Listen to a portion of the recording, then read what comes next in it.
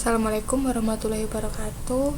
Halo kawan-kawan semuanya, kembali lagi dengan saya Dia Sekar Asmara dengan NIM 72114192225. Nah, pada video yang kali ini kita akan membahas mengenai sistem pendukung pengambilan keputusan.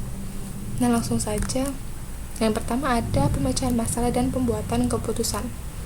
Pemecahan masalah atau problem solving terdiri atas dari respon yang baik maupun respon buruk dengan cara mendefinisikan masalah tersebut sebagai suatu kondisi atau peristiwa yang berbahaya atau dapat membahayakan perusahaan maupun peristiwa-peristiwa yang dapat memberikan manfaat. Kemudian pembuatan keputusan atau decision making, yaitu tindakan memilih di antara berbagai alternatif solusi pemecahan masalah, yang mana keputusan akan didefinisikan sebagai tindakan pilihan dan seringkali diperlukan untuk mengambil banyak keputusan dalam pemecahan satu masalah saja. Fase pemecahan masalah. Nah, fase dari pemecahan masalah tersendiri ini terdiri dari 4 tahapan, yaitu yang pertama berupa aktivitas intelijen, di mana manajer akan menilai, akan mencari-cari, memikirkan kiranya kondisi apa yang harus dipecahkan, masalah apa yang harus diselesaikan. Kemudian pada aktivitas kedua adalah aktivitas perancangan, yaitu manajer akan menemukan, mengembangkan, dan menganalisis tindakan-tindakan apa yang mungkin dilakukan untuk dapat memecahkan masalah yang ada. Kemudian pada aktivitas pemilihan, manajer akan memilih tindakan yang paling baik di antara beberapa alternatif tersedia. Dan yang terakhir adalah aktivitas pengkajian, di mana manajer akan memeriksa atau mengkaji kembali terhadap pilihannya yang telah lalu. Kemudian, kerangka pikiran pemecahan masalah. Kerangka berpikir yang berguna dalam pemecahan masalah yaitu model sistem umum perusahaan dan model 8 elemen lingkungan. Pada model sistem umum, sebagai kerangka berpikir perusahaan sebagai suatu sistem yang mengidentifikasikan elemen-elemen penting yang harus ada serta aliran data, informasi, dan keputusan yang menghubungkan elemen-elemen tersebut. Pada model lingkungan, yaitu model yang digunakan untuk memahami lingkungan perusahaan dan interaksi antara perusahaan dan masing-masing elemen dalam bentuk aliran sumber daya. Nah, model dari ke-8 elemen organisasi tadi berupa pemerintah, masyarakat keuangan, pelanggan, pemasok, pesaing, pemegang saham, serikat kerja, dan dalamnya termasuk pula terdapat masyarakat global. Kemudian, memilih solusi yang baik. Harry Mintzberg, seorang ahli teori manajemen, telah mengidentifikasikan melalui 3 pendekatan, yaitu yang pertama analisis, evaluasi atas pilihan-pilihan secara sistematis dengan mempertimbangkan konsekuensi pilihan tersebut. Kemudian yang kedua penilaian, yaitu proses pemikiran dilakukan oleh manajer, dan yang terakhir penawaran adalah berupa kegiatan negosiasi antara beberapa manajer. Struktur pemecahan masalah. Nah, struktur permasalahan ini terdiri dari 3, yaitu masalah terstruktur, masalah tak terstruktur, dan masalah semi terstruktur, yang mana merupakan gabungan dari masalah terstruktur dan masalah tak terstruktur.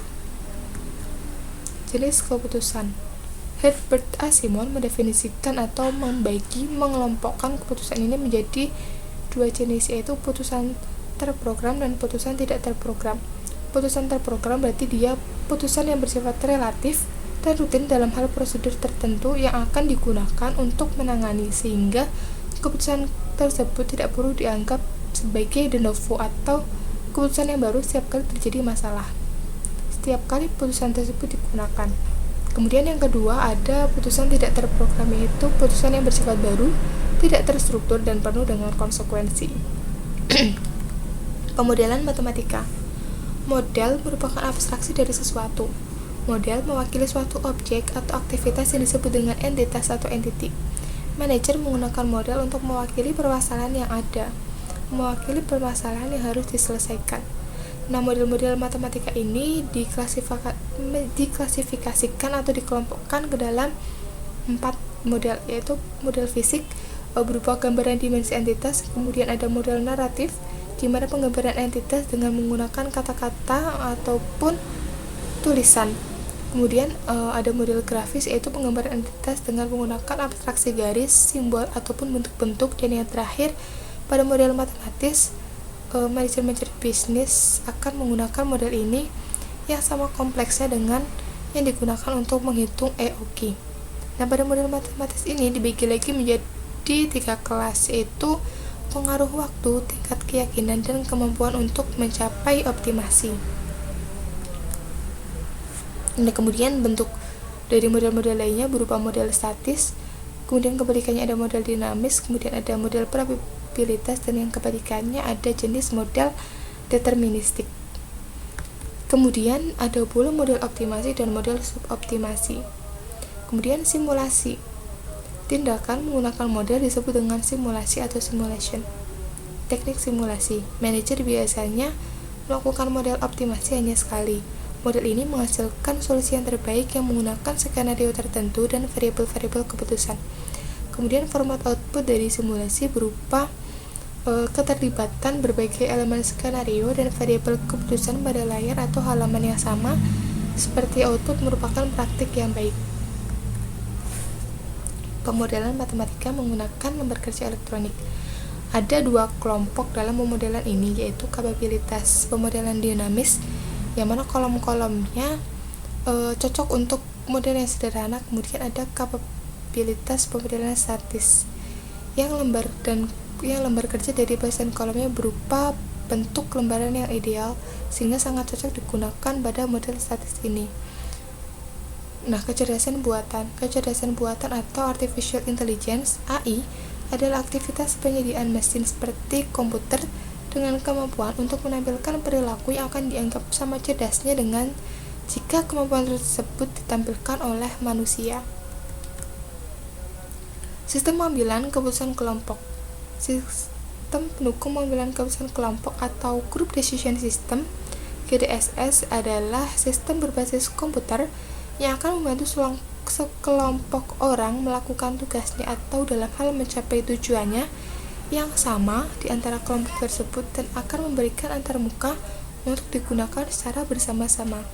Nah, istilah lainnya berupa kerjasama berbantuan komputer, dukungan kerja kolaboratif, interkomputerisasi, dan sistem penemuan elektronik. Peranti lunak yang digunakan dalam situasi ini diberi nama groupware. Meletakkan DSS pada tempatnya. Nah, telah dilihat bagaimana cakupan dukungan keputusan yang diberikan oleh DSS telah meluas dibandingkan ketika Glory dan Scott Morton ketika pertama kali mengutarakan ide untuk mengatasi masalah semi terstruktur. Perluasan cakupan ini merupakan saksi dari keberhasilan DSS. Konsep ini telah bekerja dengan amat baik sehingga para pengembang terus memikirkan fitur-fitur baru untuk ditambahkan ke dalam sistem DSS ini. Nah, sekian pemaparan dari saya. Kurang lebihnya mohon dimaafkan. Wassalamualaikum warahmatullahi wabarakatuh.